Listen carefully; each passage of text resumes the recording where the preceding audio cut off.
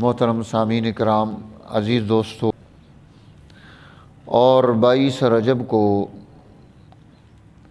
حضرت امیر معاویہ رضی اللہ تعالی عنہ کی وفات ہے۔ تاریخ اسلام کی یہ عظیم ترین شخصیت جنہوں نے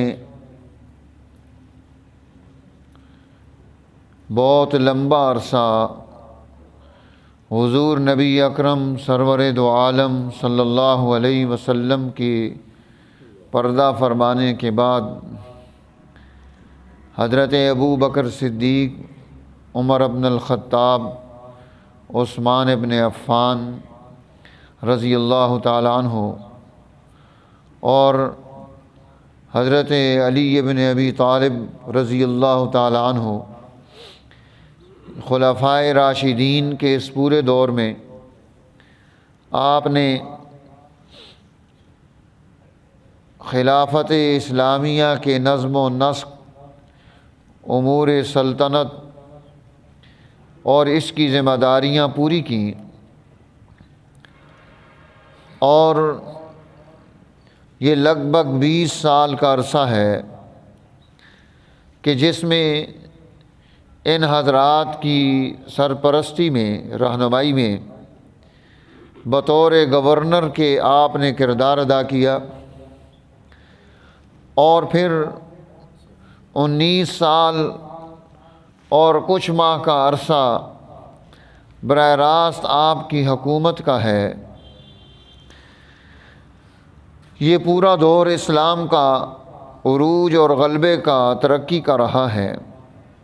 انسانیت کے مسائل حل ہوئے، غربت ختم ہوئی، ترقی کا دور پیدا ہوا، بڑا عظیم کردار ہے۔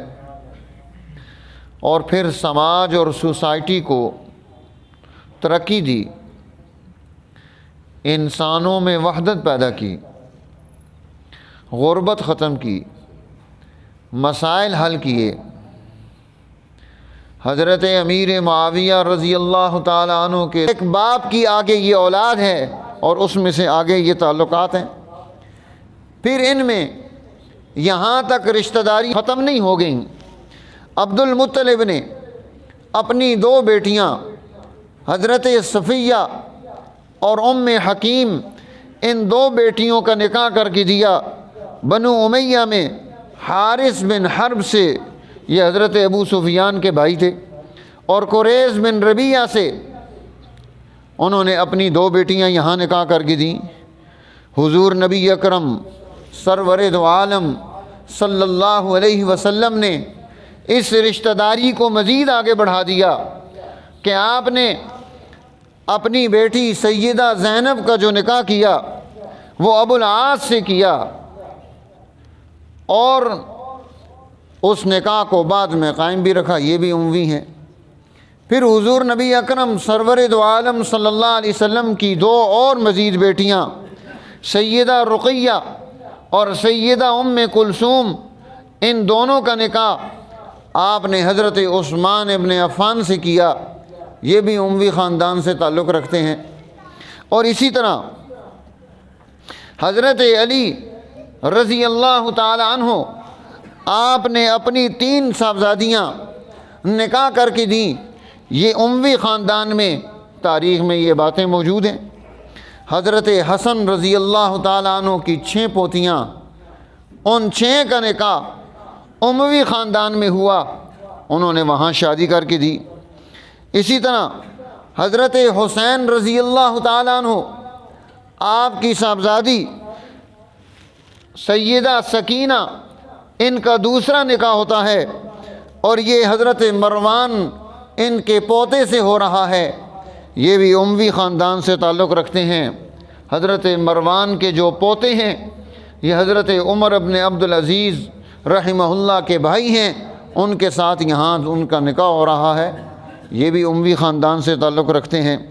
خود حضور نبی اکرم سرور دو عالم صلی اللہ علیہ وسلم نے، آپ نے اس خاندان سے شادی کی۔ ام المؤمنین سیدہ ام حبیبہ یہ رسول اللہ صلی اللہ علیہ وسلم کی زوجہ بنتی ہیں اور تمام مسلمانوں کی ماں بنتی ہیں، اور ان کا تعلق یہ بنو امیہ کے ساتھ ہے۔ حضرت سفیان رضی اللہ تعالیٰ عنہ کی بیٹی ہے۔ حضور نبی اکرم صلی اللہ علیہ وسلم نے ان کو اپنے نکاح میں لیا، اور اسی طرح حضرت ام المومنین ام سلمہ رضی اللہ تعالی عنہ حضور نبی اکرم سرور دو عالم صلی اللہ علیہ وسلم کے نکاح میں آتی ہیں۔ ان کی سگی بہن یہ حضرت سیدنا امیر معاویہ رضی اللہ تعالی عنہ کے نکاح میں آتی ہیں۔ حضور علیہ السلام کے ساتھ اس جماعت کا ان کا آپس میں اتنا گہرا تعلق ہے، اتنی گہری رشتہ داری ہے، اور پھر یہ رشتہ داری نہیں تھی، اس کے ساتھ ساتھ عرب میں دستور تھا، اور یہ دستور سوسائٹی عام سوسائٹیوں میں بھی موجود ہے کہ یہ آپس میں خاندانوں کے باہر بھی دوسرے خاندانوں کے ساتھ ان کی دوستی چلتی تھی، اور اس دوستی کا جو ہے لحاظ رکھا جاتا تھا، لاج رکھی جاتی تھی۔ بنو امیہ کا بنو ہاشم کے ساتھ بہت سارے لوگوں کی ان کی آپس میں دوستیاں بھی تاریخ میں موجود ہیں۔ اسی لیے یہ حضرت عباس رضی اللہ تعالیٰ عنہ ان کے اور حضرت ابو سفیان ان کی آپس میں دوستی تھی، یہ ندیم تھے، ایک دوسرے کے دوست تھے۔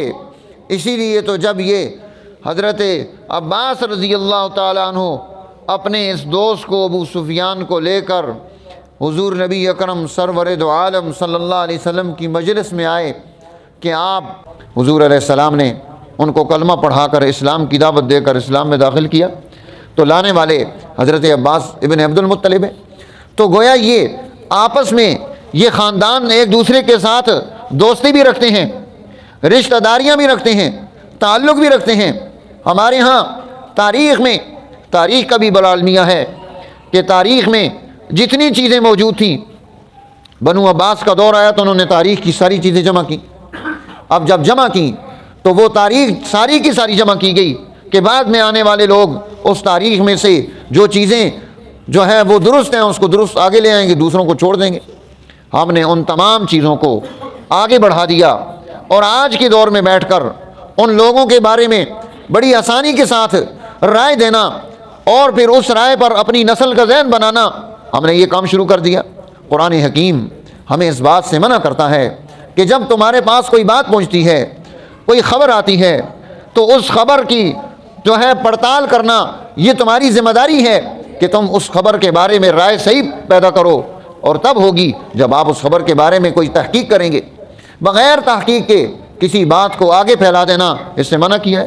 محدثین نے حضور نبی اکرم سرور دو عالم صلی اللہ علیہ وسلم کی حدیث کو جب جمع کرنا شروع کیا تو یہ قوانین انہوں نے یہاں قائم کیے۔ اب جب آپ تاریخ میں بہت سارے سقم دیکھیں گے، جو یہاں علم حدیث میں ایک آدمی ضعیف شمار کیا گیا، اس کی رائے وہ جھوٹا شمار کیا گیا، اس کی رائے نہیں چل سکتی، تاریخ نے اس کی رائے کو بڑا چڑھا کر آگے پیش کر دیا۔ جو حضور علیہ السلام کی ذات پر گفتگو کرتے ہوئے نہیں ڈرتا، جبکہ اللہ کے نبی فرما رہے ہیں جس نے میری ذات پر جھوٹ بولا ہے، من کذب علی متعمدن، جس نے جان بوجھ کر اپنی بات کو میری بات بنا کر پیش کیا، وہ جہنم میں اپنا ٹھکانہ بنا لے۔ تو جو اللہ کے نبی کو بخشنے کے لیے تیار نہیں، وہ بعد کے لوگوں کو کیا کرے گا؟ اس لیے آج ضرورت اس بات کی ہے، قرآن حکیم تمام صحابہ اکرام رضوان اللہ علیہ مجمعین کے بارے میں ہمیں یہ رائے دیتا ہے، اولئک هم الراشدون، یہ سب کے سب راشد ہیں۔ ایک تو خلفائے راشدین ہیں، وہ خلفاء بھی راشد ہیں، اور اس کے بعد باقی بھی سارے آگے راشد ہیں، کیونکہ قرآن سب کے بارے میں بتاتا ہے اولئک هم الراشدون۔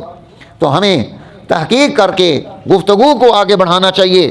جو درمیان میں واقعات ایسے پیش آئے، ان واقعات کے بارے میں بھی اول تو یہ ہے کہ ہم خاموش رہیں، چونکہ ہم سے قیامت کے دن اس بارے میں نہیں پوچھا جائے گا کہ وہ لوگ کیسی زندگی گزار کے گئے تھے۔ ہم سے نہیں سوال کیا جائے گا کہ آپس میں کیوں لڑے تھے، ان کی جنگ کیوں ہوئی تھی، میرے اور آپ سے نہیں سوال کیا جائے گا۔ ہم سے کیا سوال کیا جائے گا؟ آپ نے اپنے رشتہ داروں کے حقوق ادا کیے یا نہیں کیے؟